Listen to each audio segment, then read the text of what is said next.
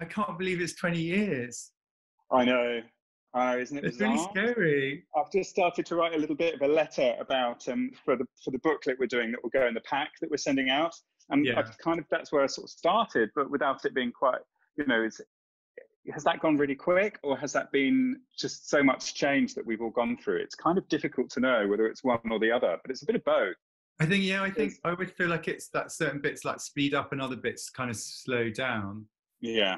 So there's some things that feel really slow and other bits that just kind of, but I was thinking like 20 years and then thinking like what was happening 20 years ago. And I was thinking about things like the millennium bug. I know. Yeah. Oh, what happened there? One of the great letdowns that thankfully was a big letdown. And then I was thinking like no iPhones, no real internet, or like a bit of internet, like dial-up. And then I was thinking like no online shopping, not traveling so much. So it's kind of weird. Yeah. To think about how much has happened. Yeah. Well, 20 years ago, obviously you were not necessarily still in the same job, but you were still working for the same company, although that in itself has morphed and grown and changed to something else over 20 years. But you were still Julian at Modus. I was still Julian at Modus, and I was still, and then, and I guess it's that thing. I think that I always feel like the things that haven't changed are the kind of storytelling, and then how to tell the story. And we've just got loads more platforms to sort of tell the story. And then I still think like the sort of personal relationship part of it doesn't feel like it's changed. So it's just but it's more how those interrelationships kind of play out. But do you think, I mean, you're absolutely right, and it is that thing, isn't it, that it's still about business, it's still about face to face, it's still about creating relationships, and as you say, it's still about your ability and the people that your clients, their ability to tell great stories and to try and communicate those, and for you to be both the communicator but provide or facilitate that sort of conversation through being the navigator or putting the bridge that we actually travel across. But I'm wondering, have the people changed? Have the people that you're trying to communicate to changed? Has the way that they listen changed? Has the way that they respond to your messages changed? I think it, in a way, I think it goes back to that slow and fast again. So I think there is still, I think there's been much more of a differentiation between like how we consume things. So I think it's that the slow consumption and the fast consumption. I think it's the same with information.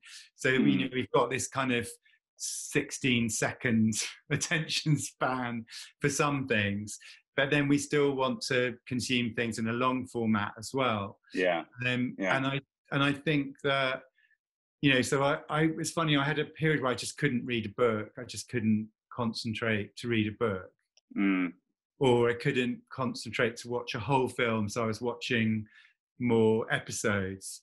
And I think it just feels like there's certain things consumers just want, like a really quick hit, and just to understand it and to get on with it. And then there are other things, I think, like looking at the craft movement and looking at, there are things that people want to kind of really relish and really spend time with. And I think with lockdown, it really showed, didn't it, that there were quite a lot of things that people were going back to, those kind of formative habits. So like, I don't know, making bread and jam and kind of, never have time to do those things.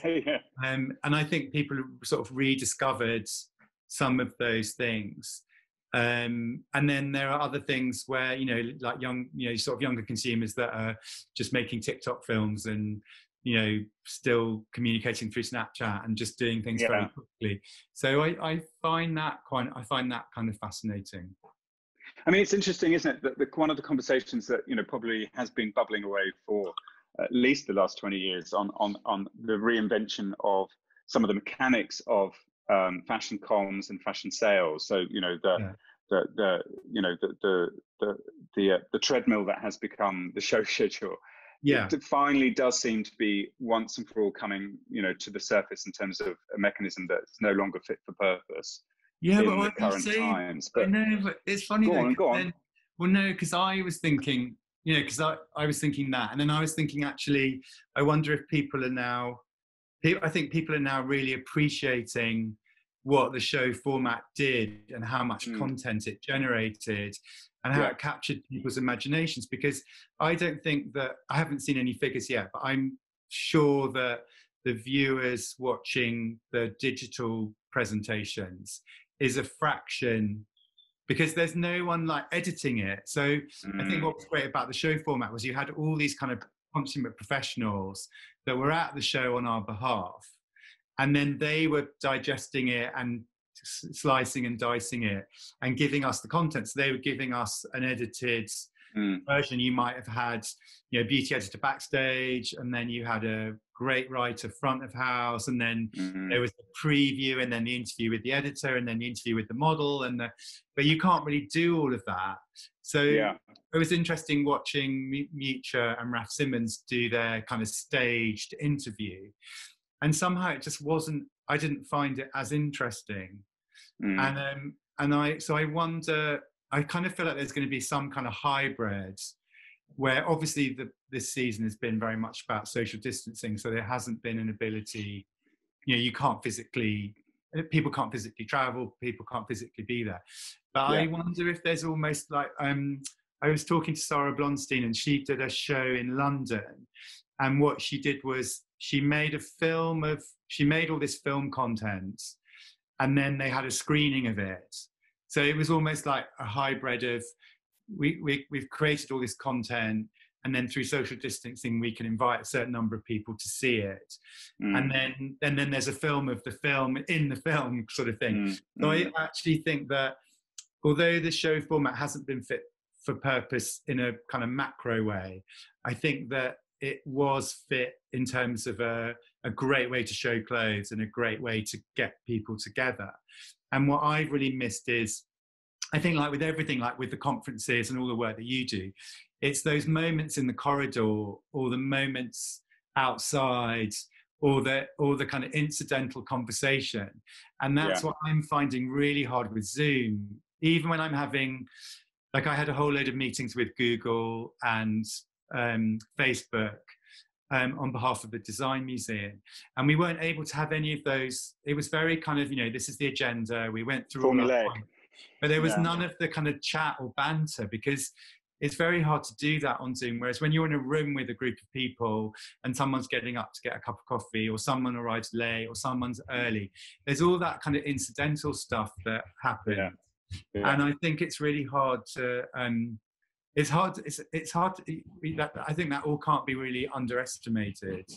But I think your point also is a really, really valid one, which is that I think, and certainly from somebody at a distance now observing this, it feels that everything has become so disparate, because whilst there might be umbrella organizations trying to ensure that everything is under a banner, and that everything is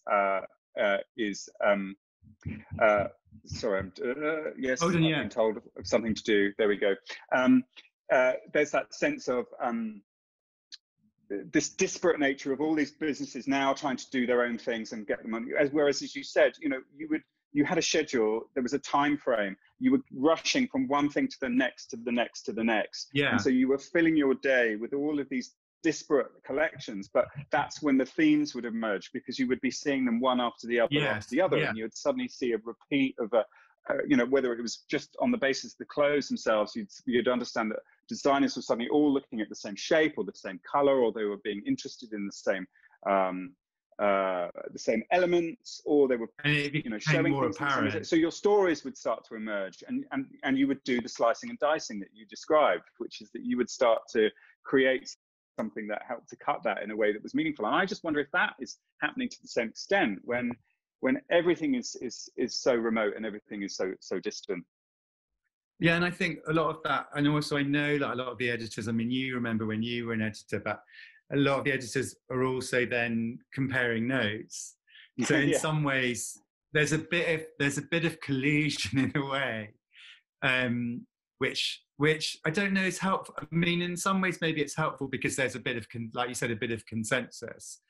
But maybe with what's happening now, maybe everyone's opinion is a bit more honest, or a bit more it's not so much sort of herd mentality. It's a bit more, but I don't know. I think like with everything, and I think what you guys have done as well, you start to see that there are extremes, and then somehow it doesn't go as extreme as you think it's going to go. It's sort of somewhere in the middle. So I'm quite interested, because I was actually thinking one of the things I loved actually during the Couture show was Vanessa Friedman and Elizabeth Patton started doing an IGTV conversation. And then as soon as I had two people that I have like absolute respect for, really, really trust their opinion, and they're intelligent women talking about a topic that they have, you know, decades of experience with, then I found that fascinating, because they were dissecting all the shows and pulling together their thoughts and opinions, and they're not influenced by anyone, because they're not beholden to advertisers. They're the New York Times.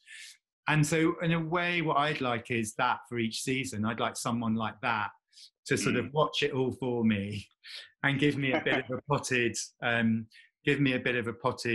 you know, opinion and the trends. So it's going to be, I think it's going to be interesting to see what fashion's in such huge crisis at the moment. It's been interesting to see what the creativity that comes out of it, and how it, we were talking about, you know, the last time we were in a recession, and how much creativity came out of because of the restrictions, and because of you know, and just that sheer expression of frustration coming out. So it'd be interesting to see. I'd be interested to see what happens over the next couple of years. But speaking about that, and so being more future-faced, rather than necessarily what's going on with fashion per se, but with fashion communication. So specifically what you do and what your team do on a daily basis. How do you think that's going to continue to evolve or change? What for you are going to be the interesting shifts that you think we'll all be part of? I think what's interesting for me is that we've really moved into other categories. So yes, fashion is still really important, but we've moved into sort of hospitality and lifestyle. We've moved into beauty. We've actually moved into, we got approached by some property developers who wanted us to help sort of communicate. And what I found really fascinating is how I've always found fascinating is how fashion cuts across, you know, everything from music to design to art. So that's always been my sort of fascination, is how we can sort of use fashion in all of those different areas. And so I see that sort of continuing further and further. And one of the things in hospitality that's been really interesting for me is we've started looking at hotels as if they're almost like a magazine, like a traditional magazine. So then when we used to work together, so looking at the different looking at a hotel in the way that you would look at the different sections of a magazine. So you might have the food section or the beauty section. So you've got the spa, food section, you've got the restaurants. The sort of all the activities that go on would fit into a sort of more into a I suppose travel, but broader. So that could be all the excursions, and then you've got more of a kind of features, which is, you know, maybe that particular destination is all about diving, or it's about sustainability, or so it's been really interesting using all of that knowledge of, you know, the magazine world that we all inhabited for so long, and that we all kind of lived and breathed, and how that structure can work in other organizations. And I think that as organizations are more and more communicating directly to their consumer, and they need more of their own content, suddenly the magazine or the newspaper format makes complete sense, because they're having to create all of their own content. They're bringing in all of these experts to be in their resorts or in their buildings. And all of that is helping to communicate their brands and their proposition to their consumers. So I think you're so right. And I think having that very highly editorialized, curated perspective and point of view, where there's a real clear tone of voice and there's a personality there, is again something I think often we feel is lacking, because we walk into a space or into a brand and it just feels bland, and it feels Yeah. it feels that there is no personality. And I think interestingly, where we're seeing the same thing happen with fashion, which is that fashion brands are becoming more like magazines, because they're suddenly wanting to actually, well, many of them have shifted into beauty and did many decades ago, but they are shifting into hospitality, they're shifting into membership, they're shifting into experience, and they're suddenly taking again that highly kind of curated approach that puts them across a platform of opportunity for the client, for the consumer, rather than just being pure sort of fashion. Well, yeah, and also I think, I mean, for the last few years, we've been saying to all our clients, you know, when they were telling us they were opening a new store on Bond Street, my response was always, well, so what are you doing apart from shelves and rails? And they'd look at me like, well, that's not really your job. Like, you know, that's the retail department's, you know, that's their job, and the merchandise job. And I was like, but you need, like, but how are you going to get people to come into your shops? Because they can just buy it all online. So what's their experience going to be? And they'd spend, you know, you knew that they were spending, you know, you knew that the rent and the key money and the David Chipperfield concert was going to be costing them millions, and you knew that they were going to have to get that return on investment. And yet they wouldn't think about, you know, how the spaces were going to be activated and what was going to bring people in. And they do some window display and they might do a cocktail, but it was really infuriating that, well, you're going to be your CEO is going to be charged with the return on investment on that building. Yeah. So what? And what's happening in it? Yeah. And then you see people like Jonathan Anderson, who, you know, the way he did the Loewe shop on Bond Street and how he activates and creates this incredible community and this space that people are desperate to go to because they want to see. Well, I really liked his show in a box though as a concept as well. I thought that was great. You know, which is just suddenly making these really tactile objects that you would send to people, so that there was this point of contact and there was just something playful and something that you could get your hands around. I think also that's also what we were saying about extremes. That, you know, on one hand you can have Christian Louboutin doing an entire virtual world and putting all the press into the virtual world, and then you get Jonathan Anderson going the opposite direction and basically doing a kind of paper cut dress up doll. You know, and it's so genius because it plays on, you know, both of them are just as exciting. Yeah, no, exactly.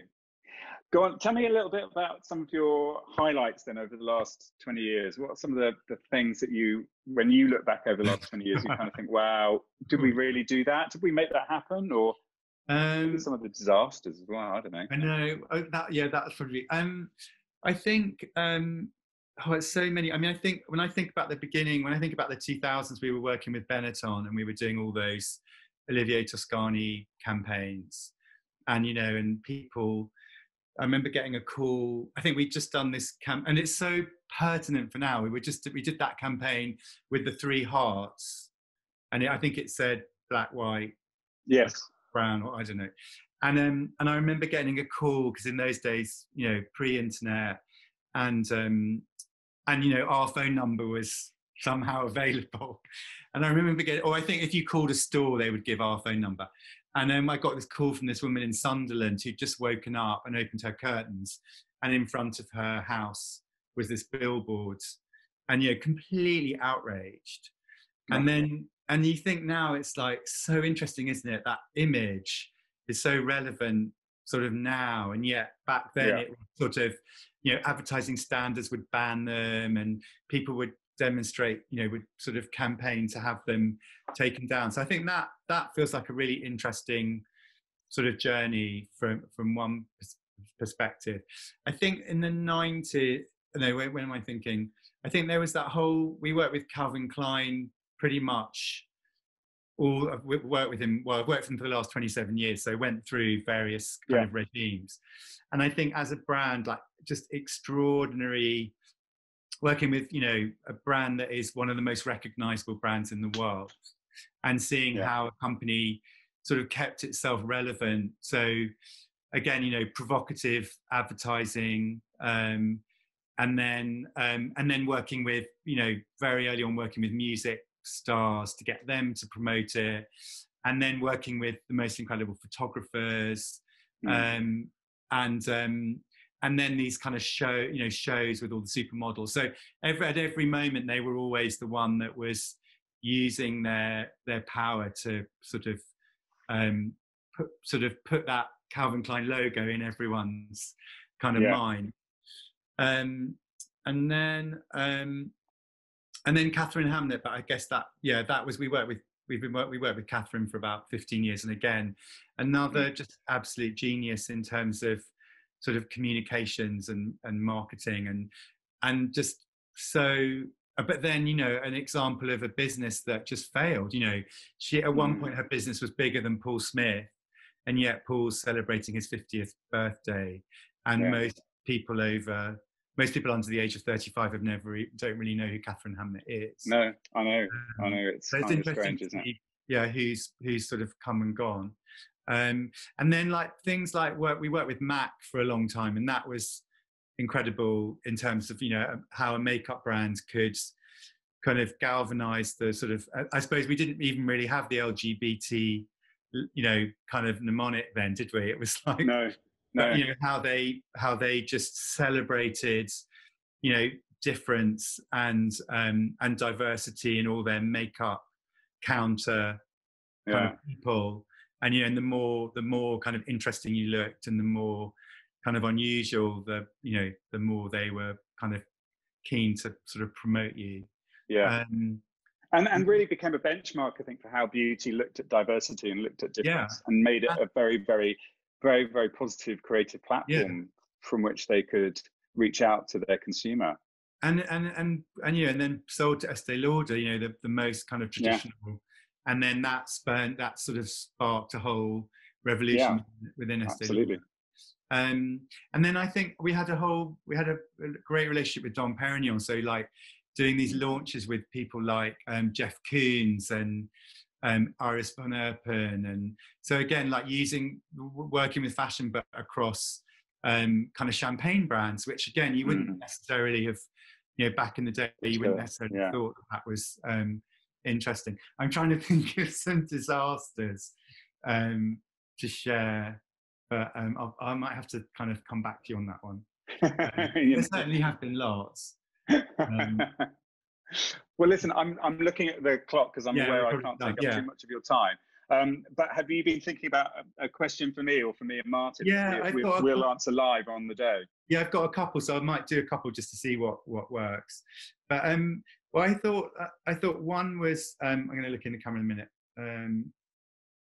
So it's what was there one trend at the beginning that you predicted that you've seen sort of come through, and was there one trend that really was there a particular trend that really surprised you? Good question. And then I was going to say, what's the one thing that you've seen that you think has been a force for good? And is there one trend that you see in the future that could be a force for bad? Or sorry, no, I'm going to say that again. Is there one trend that you can see in the future that we should be fearful of? Wow. Okay, that's really good.